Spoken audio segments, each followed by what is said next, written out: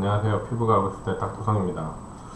오늘 방송 주제는 넘어졌을 때 우리가 상처가 생기면 이 관리를 어떻게 해야 되나 되게 궁금해 하실 텐데요. 인터넷 뒤져보면 뭐 딱지가 생기면 딱지 떼어야지 흉터가 안 생긴다. 딱지 그대로 둬야지 흉터가 안 생긴다. 뭐 어느 말이 정답인지 일반인들은 구별할 방법이 없어요. 이 말 따라 했다가 흉터 생기면 어떡하지? 저 말 따라 했다 흉터 생기면 어떡하지? 어떤 사람은 딱지를 계속 띄어야지 흉터가 안 생긴다고 하는데 뭐 어떤 말이 정답인가 이런 거에 대한 답을 드리기 위해서 오늘 방송을 하게 되었고요. 오늘 이 설명을 듣다 보면 상처가 생겼을 때 어떻게 치유를 하는지, 치유 과정 관리를 어떤 식으로 해야 되는지, 그리고 딱지가 생겼을 때 어떤 식으로 해야 되는지, 그리고 딱지를 그냥 둬도 되는지, 딱지를 제거해야 되는지 등등에 대한 자세한 설명을 해드릴 거예요. 그러니까 시청 꼭 부탁드리고요. 뭐 이렇게 어려운 말 하나 영어 단어도 많이 쓰고 해서 그냥 듣지 말아야지 이렇게 생각하지 마시고 일상생활에서 자주 접할 수 있는 상황이기 때문에 알고 있으면 우리가 흉터 관리에는 굉장히 유용합니다. 상처 관리에 굉장히 유용한 가이드라인부터 시작해서 다양한 설명을 해드릴 테니 꼭 시청 부탁드리겠습니다. 넘어졌을 때 생긴 상처 어떻게 관리해야 되나, 딱지 떼어야 되나, 이제 설명 시작하겠습니다. 잘 들어주세요. 이게 외국 피부과 서적에 나와 있는 상처 관리 가이드예요. 상처가 나면 어떻게 관리를 해야 되나. 우선 저 피부의 어떤 온전한 보존을 위해서 어떻게 돼야 돼요? 항균된 거, 즉 오염되지 않은 물질로 감염이 안 되게 막아야 돼요. 그죠? 감염 안 되게 하기 위해서 항균된 물질로 에이셉틱하다 그러죠. 안티셉틱하다고 하는데 우선 소독된 거즈나 어떤 상처 치유 도구를 이용해서 치료를 해야 된다가 1번이에요. 그죠? 두 번째, 상처가 괴사되는 범위를 최소화시킬 수 있는 방법으로 운두치료법을 선택해 줘야 돼요. 너무 독성이 강한 소독제를 쓴다거나 이러면 어떻게 돼요? 정상 그 조직들이 많이 날아가니까 상처가 더 커져서 흉터가 남을 가능성이 너무 높아지죠. 이거는 일반 가정에서는 할 수 없는데요. 우리가 피부가 이제 딱지가 생기고 헤모스테시스라 그래가지고 딱지가 생기고 이런 거를 녹이는 제품을 쓰는 게 아니고요. 이건 부식제라고 해서 제품을 녹이는 뭐 이렇게 막 알코올을 잠시 막 이렇게 갖다 부어가지고 녹이거나 이런 거 하는 게 아니고 이런 거 압력을 가하고 수롬빈 같은 걸 바르고 콜라겐이나 뭐 젤라틴을 해서 뭐 이렇게 하는 건데 이거는 사실 일상 가정에서 크게 할 수 없는 거고, 그 다음에 우선 상처의 감염을 막기 위해서 노력을 해야 되고, 그 다음에 힐링의 속도를 가속화시키기 위해서 가장 좋은 게 뭐예요? 첫 번째, 토피컬 안티바이오틱스. 항균 연고, 항생제 연고에 항생제 연고. 이거 자체가 상처 치유 속도를 확 올려버려요. 그 다음에 어떤 상처가 감염되는 걸 막아줘요. 그래서 보통 안티셉틱 하다는 건 뭐예요? 우리가 상처에 뭐 알코올이라든지 가산화수소 같이 막 아주 독한 소독제를 써서 상처에 정상 조직에 데미지가 가게 하는 게 아니고 이런 항생제 연고를 써가지고 치유의 속도를 가속화시키고 감염되는 걸 막아주는 게 가장 첫 번째예요. 우리가 대부분 잘못하는 게 어릴 때 악가장기라고 얘기 들어봤죠. 그런 거, 뭐 베타딘 같은 거, 뭐 과산화수소 같은 거 이런 거 해갖고 정상 조직에 너무 많은 어떤 데미지를 줘요. 그래서 상처 자체가 깨끗하면 굳이 이렇게 어떤 피부에 손상을 주는 것들을 쓰면 안 돼요. 그게 뭐예요? 상처 자체가 상처를 깨끗하게 하기 위해서 가산화수소 대신 뭐를 써요? 탭워러. 이게 뭐예요? 수돗물이죠. 수돗물만 써도 충분해요. 상처 자체가 깨끗하게 어느 정도만 돼 있으면. 운드를 클렌징 하기 위해서 굳이 가산화수소를 쓰기보다는 탭워러를 써라. 왜? 정상 조직이 너무 데미지 크니까요.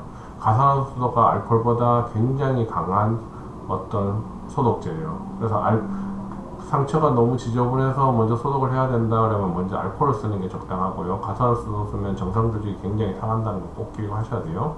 그 다음에 밀폐 드레싱을 해줘야 돼요. 밀폐 드레싱. 밀폐 드레싱 어떤 게 있을까요? 그러면 우리가 드로티오덤, 뭐 하이드로콜로이드로 된 수분 밴드 같은 거 쓰겠죠. 이게 뭐예요? 넌 어드히런트. 왜냐면 접착력이 없는 걸 써야 돼요. 왜? 접착력이 있는 부분이 딱지에 붙거나 상처에 붙으면 새롭게 나는 그래놀 티슈 같이 연조직 같은 거는 육아 조직 같은 건 약하기 때문에 거기에 딱지에 그 접착력이 붙어서 떨어지는 문제가 생겨버려요. 그래서 살이 나오다가 딱 그 새롭게 나온 조직들이 약한데 그 접착에 붙어서 떨어지게 되면 안 생길 흉터가 생기게 만들 수 있기 때문에 굉장히 조심하셔야 돼요. 굉장히. 네, 다시 한 번만 정리할게요. 상처가 너무 정상 조직이 개선돼갖고 상처 조직이 많이 날아갈 수 있는 그 창상 치유를 할 수 있는 소독하는 걸 선택하면 안 된다. 그리고 가급적이면 소독된 물건을 이용해서 상처를 어떻게 치유를 해라, 이렇게 관리를 해라. 그 다음에 감염을 막고 상처의 치유 속도를 높이기 위해서 항생제 연고를 써라. 꼭 기억하셔야 돼요. 안티셉틱한 물건을 써가지고 뭐 소독, 뭐 알코올이나 베타딘 같은 거 써가지고 정상 조직에 너무 데미지를 억지로 줄 필요는 없어요. 물론 상처가 지저분하면 해야 돼요. 그 다음에 상처를 깨끗하기 위해서 가산수소 같이 강한 어떤 소독제를 쓰는 것보다는 그냥 일반 수돗물을 써도 충분하다. 그 다음에 또 접착력이 있는 걸 써가지고 위에를 드레싱 해버리면 상처 부위에 문제가 뭐예요? 조직이 붙어서 떨어지니까 문제될 수 있으니까 상처 치유를 높이기 위해서는 접착력이 없는 밀폐 드레싱을 해라. 공기가 안 통하게 하라는 얘기죠. 왜 이런 것들을 해야 되는가에 대해서 한번 설명을 들어볼게요. 예, 딱지 떼어야 하나? 이거 고민 많죠? 우리가 상처가 나면 맨 처음에 이 진피에 더미스라고 하는 게 진피예요. 보통 위에 상처가 이렇게 나겠죠? 이렇게 납니다. 그러면 이 부분 뭐예요? 클러스트라는 건 뭐 딱지예요. 스캡이라고도 하죠. 오픈 운드라는 거는 위에 상처가 확 껍질이 벗겨졌다는 얘기죠. 그럼 딱지가 생겨요. 그죠? 그러면 딱지가 생겼을 때 가장 큰 문제는 뭐냐? 밑에 조직이 건조해진다는 문제가 있어요. 건조해지면 상처 치유 속도가 굉장히 둔화돼요. 그래서 크러스트, 딱지가 생겼을 때 메리트는 뭐냐? 이 근처에 뭐예요? 혈소판이 다가오고 뭐 여러가지 피부린 클럿이 생기면서 뭐 성장인자가 나오고 대식세포가 와서 이 주변에 지저분한 조직들을 다 먹어치우면서 막 조직들을 새롭게 하는데 그 전제 조건이 활발하게 되려면 어떻게 해야 된다고? 어느 정도 수분한 상태가 돼야 돼요. 모이스트 액추데이트라고 하는 삼출의 어떤 우리 흔히 말하는 뭐래요? 진물이라고 하죠. 약간의 그 어떤 상처에서 나오는 약간 투명한 진물 같은 게 있으면 상처 치유에 굉장히 유리해요. 근데 이렇게 드레싱 같은 거 우리가 뭐 조던 같은 거나 수분밴드를 여기다 붙여놓으면 이 물기가 증발하는 걸 막아주니까 어떻게 돼요? 상처 치유 속도가 굉장히 빨라져요. 그러면 딱지가 있으면 이 밑에가 많이 건조해지니까 상처 치유에 사실 불리하거든요. 그러면 가장 좋은 게 이 두 개를 같이 섞어버리면 돼요. 그럼 어떻게 하면 되느냐? 클러스트가 실제로 큰 의미가 갖는 건 뭐냐면 상처가 나서 한 7일 정도까지예요. 7일 정도까지만 어느 정도 보존하면 돼요. 왜? 이 근처에 혈소판이 다가와서 피브린 클럿이 생겨서 혈소판이 다가오면 뭐 유트라필 같은 게 오고 마크로파지가 오고 막 여러 가지 막 이상 그래서 섬유화세포가 와서 조직을 막 만들고 막 복잡한 단어들이 많이 나와요. 그런데 중요한 건 뭐예요? 딱지를 고의로 떨어뜨리면 안 돼요. 그 과정들이 다 멈춰버려요. 왜? 혈소판에다가 성장인자가 일어나는 이런 과정들이 전부 딱지가 이루어져 있기 때문에 가능한 것들이에요.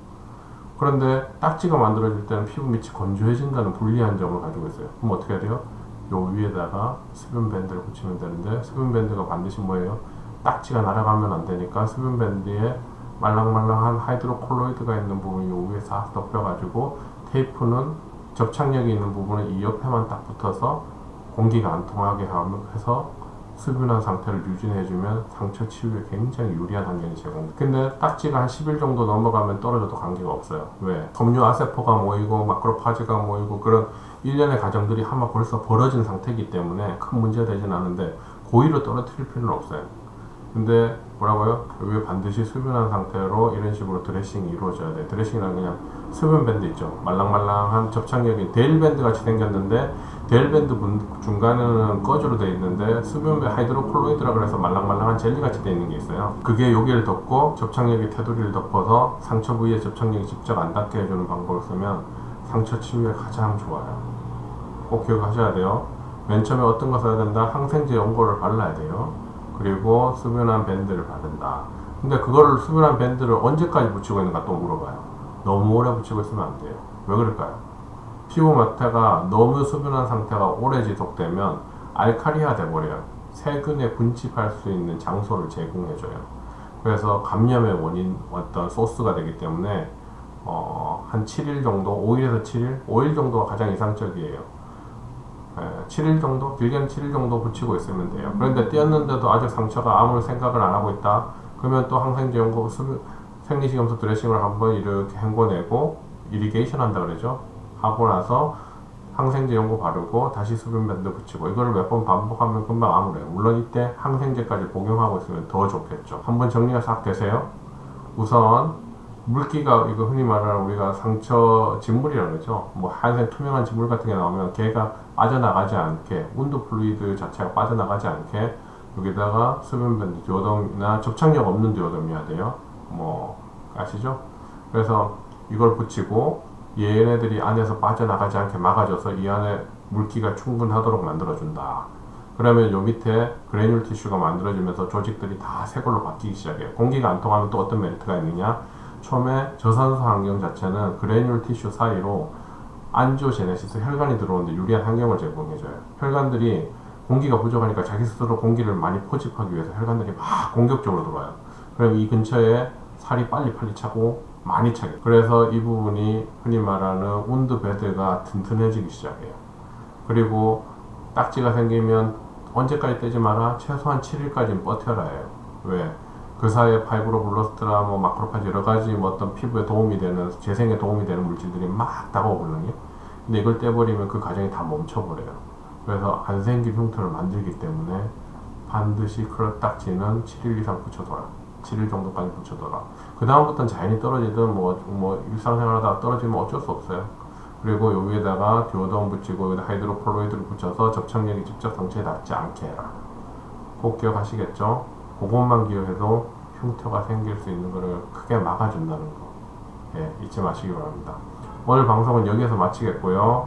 궁금한 것은 언제든 물어보셔도 됩니다. 예, 시청 감사드립니다.